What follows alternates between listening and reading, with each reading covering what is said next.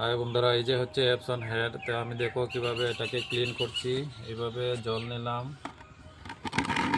জল নিয়ে সিরিজ দিয়ে তারপর এই ক্যানের মধ্যে প্রবেশ করে দেব।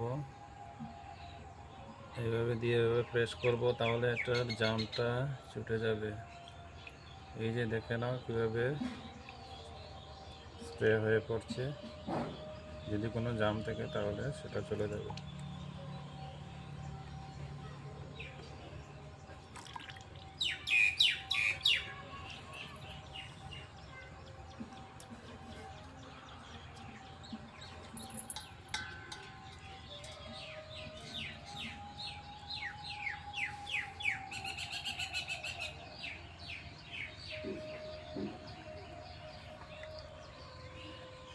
স্যালাইনের যে একটা নল থাকে, সেই নল দিয়ে তোমরা প্লাস্টিকের অংশ, রাবারের অংশ নিয়ে তোমরা এটা করতে পারো।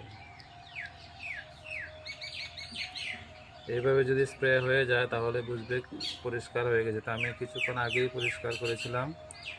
তো বালতিতে দেখে নাও আমি কিভাবে কালি বের করে নিয়েছি। এই যে দেখে নাও নোংরা কালি কীভাবে বের হয়েছে।